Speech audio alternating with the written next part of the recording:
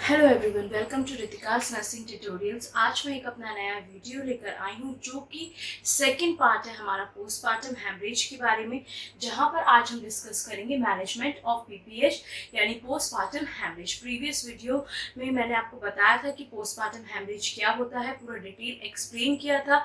अगर आपने नहीं देखा है तो मैंने लिंक जो है डिस्क्रिप्शन में दे दिया है, आप चाहें तो उसे देख सकते हैं। आइए आज का हम अपना वीडियो स्टार्ट करते हैं। वीडियो स्टार्ट करने से पहले मैं आप सभी से रिक्वेस्ट करूंगी कि अगर आपने अभी तक मेरे चैनल को सब्सक्राइब नहीं किया है तो प्लीज सब्सक्राइब करें। इस वीडियो को एंड तक देखें। आपको ये वीडियो हेल्पफुल लगता है, अच्छा लगता है तो प्लीज इसे लाइक करें, शेयर करें। आइए हम अपना वीडियो स्टार्ट करते हैं। मैनेजमेंट ऑफ पीपीएच, जैसे कि हमने पहले डिस्कस किया था कि जो हमारा पोस्टपार्टम हेमरेज है वो 2 क्लासिफिकेशन में डिवाइडेड है, यानी कि हम देखते हैं प्राइमरी और सेकेंडरी। तो यहाँ पे जब हम मैनेजमेंट देखेंगे वो हम प्राइमरी पीपीएच और सेकेंडरी पीपीएच का देखेंगे। तो सबसे पहले है हमारा प्राइमरी पीपीएच और दूसरा है हमारा सेकेंडरी पीपीएच।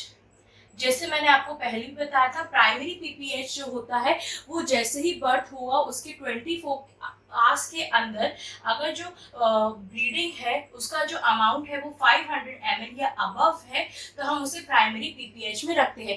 जैसे जो है बर्थ को 24 आवर्स हो गए हैं। सेकेंडरी पीपीएच में जो है हम बात करेंगे जैसे ही जो बर्थ होता है, एक्सपल्शन होता है, वहां से 24 आवर्स से लेके जो 6 वीक्स का टाइम पीरियड होता है प्रेगनेंसी का, तो अगर उस वीक तक क्या है ब्लीडिंग हो रही है, कंटिन्यूसली हो रही है, तो वो हमारा सेकेंडरी पीपीएच पे आता है। अब जब हम मैनेजमेंट की यहाँ पे बात करते हैं पीपीएच में तो हम सबसे पहले देखेंगे प्राइमरी, जहां पे पहले हमने डिस्कस किया था कॉज एटोनिसिटी ऑफ यूट्रस यानी कि और फ्लॉबीनेस ऑफ यूट्रस। तो यहाँ पर हम देखेंगे कि अगर हमें एटोनिसिटी ऑफ यूट्रस में है या फ्लॉबी ऑफ यूट्रस,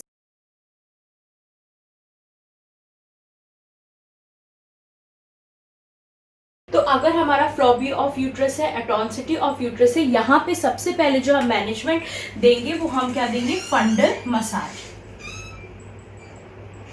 फंडल मसाज हम कैसे करेंगे, हम अपने दोनों हैंड्स का यूज करेंगे और हम फंडल मसाज तब तक देंगे जब तक है जो यूट्रीन कॉन्ट्रैक्शन नहीं आ जाते। अब हमें कैसे पता चलेगा कि जो फंडल मसाज हम दे रहे हैं तो यूट्रीन कॉन्ट्रैक्शन आ रहा है कि नहीं। जैसे हमने देखा कि फ्लॉबी ऑफ यूट्रस है, यानी कि ऑलरेडी जब बच्चा पेट में है, गर्भ में है, तो भरा भरा सा दिख रहा है, लेकिन जब हम फंडल मसाज देना स्टार्ट करेंगे तो क्या होगा, जो हमारा ऊपर का जो हिस्सा है, डोमिनेंस है, हमारा फंडल है, वो क्या होगा, टाइट हमें लगने लगेगा और वहां पे क्या होगा, कॉन्ट्रैक्शन आने लगेंगे। तो हम यहाँ पे सबसे पहले देंगे फंडल मसाज। सेकंड जो हम मैनेजमेंट यहाँ पे करेंगे, हम क्या देंगे, ऑक्सीटोसिन में मिथार्जिन हम देंगे, जिसका जो हम डोज देंगे वो हम देंगे 0.2 mg, जो कि रहेगा हमारा आईवी पे। थर्ड हम देखेंगे जो ब्लैडर है, हम जो पेशेंट है उससे उसका जो है ब्लैडर को एम्प्टी करेंगे। वैसे तो हम वैसे भी ब्लैडर को एम्प्टी करने को बोलते हैं, लेकिन इसलिए हम ब्लैडर एम्प्टी करवाएंगे एक बार और, जिससे क्योंकि अगर ब्लैडर फुल रहेगा तो यूट्रस का जो यूट्रीन कॉन्ट्रैक्शन है वो प्रॉपर तरीके से यूट्रस पे नहीं पड़ेगा। इसलिए हम आस्क करेंगे पेशेंट से या हम उससे बोलेंगे कि उसका जो ब्लैडर है उसको हम एम्प्टी करें। तो ये था हमारा अभी फंडल मसाज, जहाँ पे जो है हम दोनों को हाथ यूज करते हुए उस टाइम तक मसाज देंगे जब तक है जो एब्डोमेन है, जो फंडल है, वो टाइट ना हो जाए। जैसे ही वो टाइट होगा कॉन्ट्रैक्शन आना स्टार्ट होंगे। उसके बाद हम oxytocin Methergine 0.2 mg IV bladder empty करवाएंगे। फोर्थ हम देंगे जो हम पेशेंट को सेडेटिव दे सकते हैं। यहाँ पे सेडेटिव जो है मॉर्फिन देंगे और हम यहाँ पे ये देखेंगे जो सेडेटिव है, ज़रूरी नहीं है कि हमें हर पेशेंट को सेडेटिव देना है। अगर पेशेंट बहुत ज़्यादा एंशियस हो रहा है तो उसको काम करने के लिए हम सेडेटिव देंगे। तो यहाँ पे जो हम मॉर्फिन देंगे उसको हम देंगे 50 mg IM।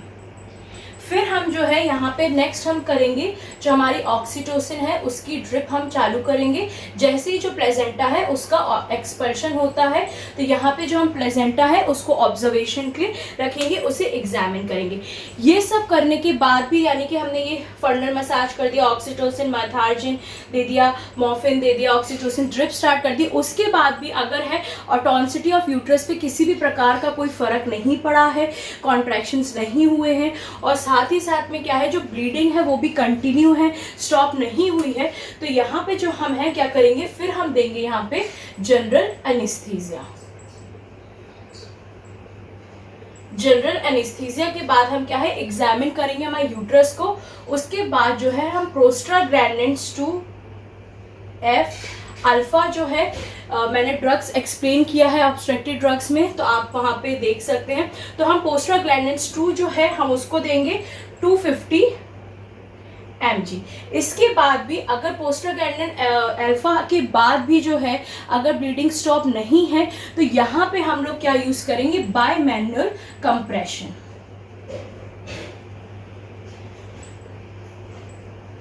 मैन्युअली यानी मैन्युअली हम करेंगे। अब बाय मैनुअल कंप्रेशन क्या होता है, जैसे अगर हमें ब्लीडिंग स्टार्ट करनी है, स्टॉप करनी है, तो हम क्या करेंगे यहाँ पे अपना जो है राइट हैंड का यूज़ करेंगे और लेफ्ट हैंड का। तो सबसे पहले हम जो क्या करेंगे राइट हैंड को एक कोन शेप में करेंगे, फिर हम उसको वजाइनल ट्रैक्ट में इंसर्ट करेंगे और जो हमारा लेफ्ट हैंड है या राइट हैंड है तो हम उसको फंडल के ऊपर रखेंगे और जैसे ही हम वजाइनल में इंसर्ट करेंगे अपने लेफ्ट हैंड को तो क्या करेंगे वहाँ पे हम उसको एक मुट्ठी के समान बना लेंगे, फिस्ट के समान, और प्रेशर डालेंगे हमारे अंदर से वजाइनल ट्रैक्ट पे मुट्ठी के द्वारा प्रेशर डालेंगे और साथ ही साथ जो है हमारा फंडल्स पे जो हाथ रखा है उससे भी प्रेशर लगेगा।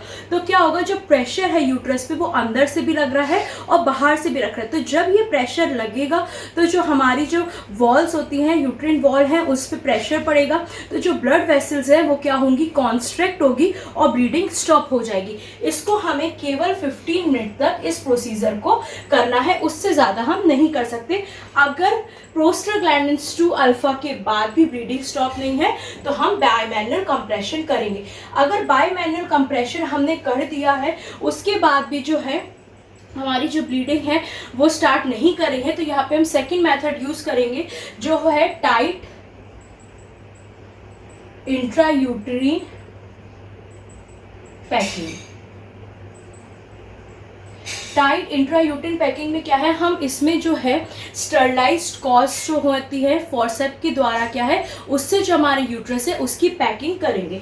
जैसे कि ये हमारा यूट्रस है तो हमें इसमें पैक करना है हमेशा, जैसे हमारी ये लेफ्ट साइड है ये राइट है, तो जो हम पैकिंग स्टार्ट करते हैं वो हमेशा लेफ्ट टू राइट करते हैं, फिर हम करते हैं फ्रंट टू बॉटम। तो इस तरीके से हम क्या है यूट्रिन वॉल्स को क्या करेंगे, कवर करेंगे। तो जब ये वॉल्स कवर हो जाएंगी तो वॉल पे प्रेशर पड़ेगा तो जो ब्लड वेसल्स है जैसे मैंने पहले बताया वो कॉन्स्ट्रैक्ट होगी और ब्लीडिंग को स्टॉप कर देगी। तो ये है टाइट इंट्रायूटेरिन पैकिंग जहाँ पे स्टरलाइज्ड गॉज पीसेस के द्वारा हम यूट्रस को कवर अप करेंगे।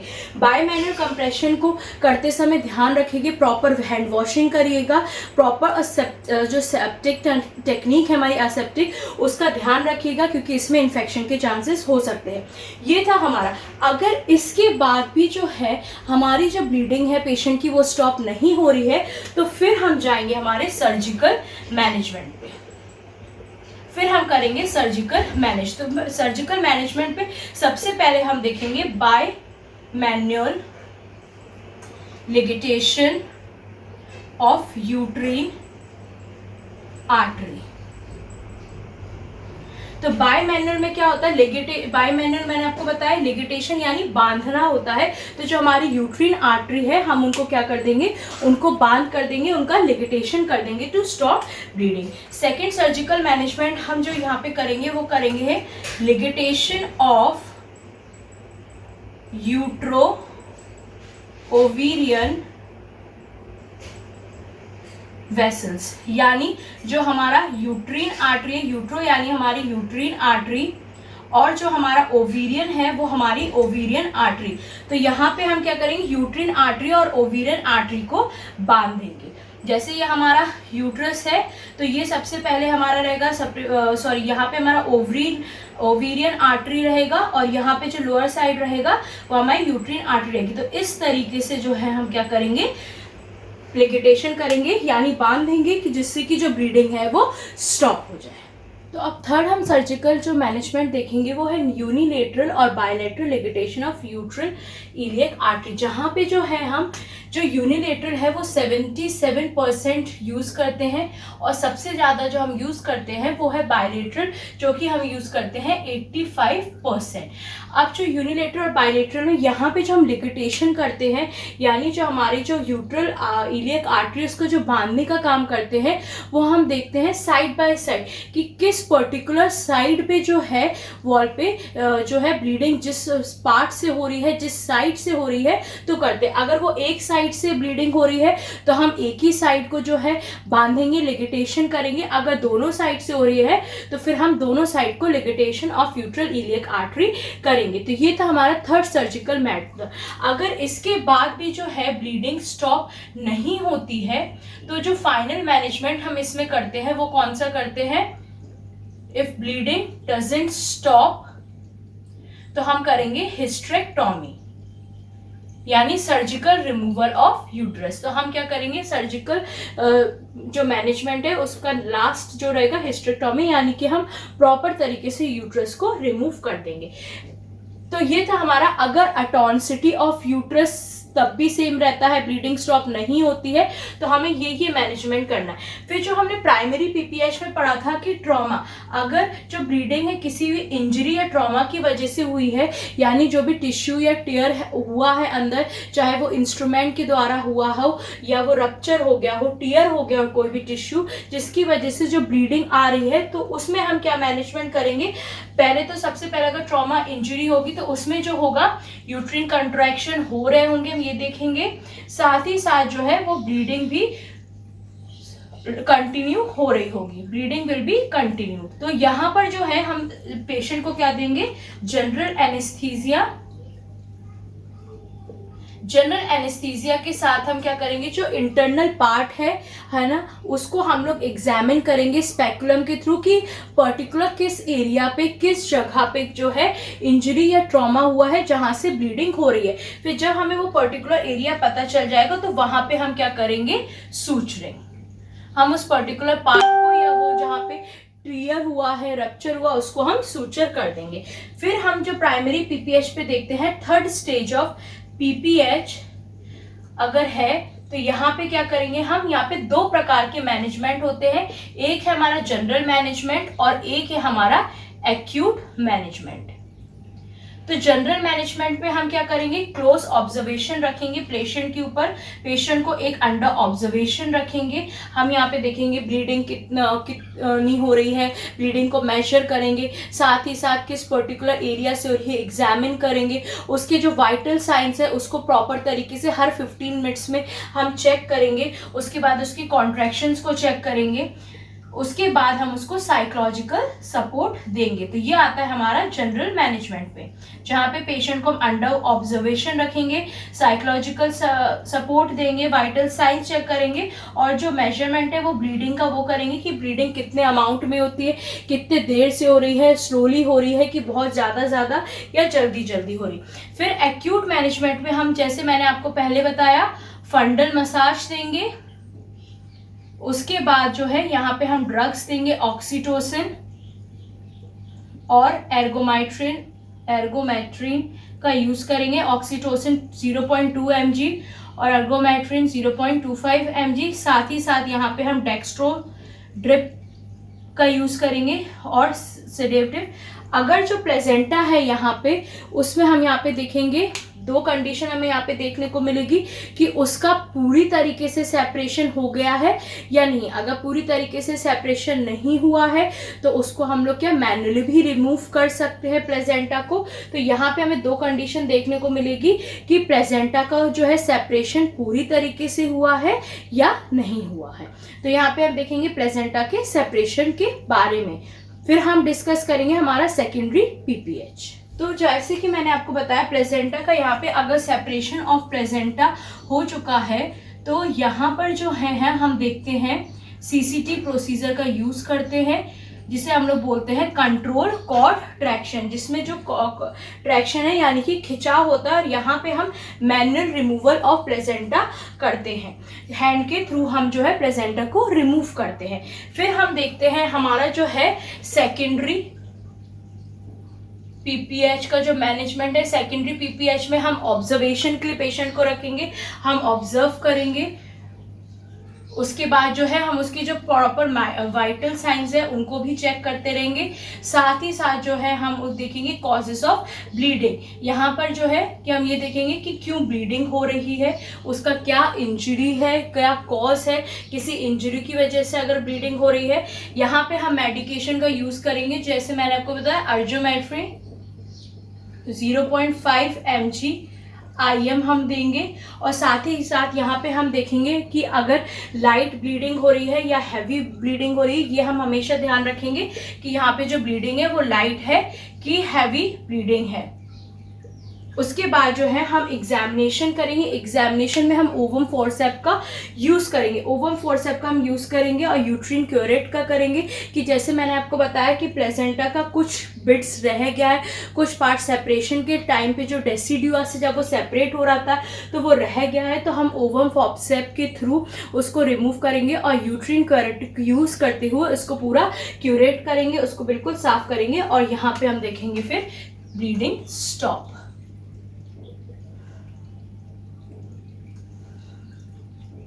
और जो है ये हमारा क्यूरेट होगा 1.5 सेंटीमीटर। तो ये था हमारा मैनेजमेंट ऑफ PPH, जहाँ पे हमने देखा कि किस तरीके से हम, अगर पेशेंट को PPH है, पोस्टपार्टम हैमरेज है, तो हम उसको क्या क्या और कैसे मैनेजमेंट देंगे। आई होप आपको आज का ये वीडियो पसंद आया हो। प्लीज़ इसे लाइक करें, शेयर करें। अब हम मिलते हैं हमारे नेक्स्ट वीडियो में, जहाँ पे जो हम डिस्कस करेंगे, जैसे कि अगर पेरेंट्स हैं वो RH नेगेटिव हैं या RH पॉजिटिव है, तो जो उसका इफ़ेक्ट होता है वो बेबी पे कैसे आता है, कौन कौन से इफ़ेक्ट हो जाते हैं उसकी वजह से बेबी पे, तो ये हम डिस्कस करेंगे। ये एक मेरा रिक्वेस्टेड वीडियो है, तो हम ये डिस्कस करेंगे हमारे नेक्स्ट वीडियो में। Till then take care, bye bye, stay safe and thank you so much.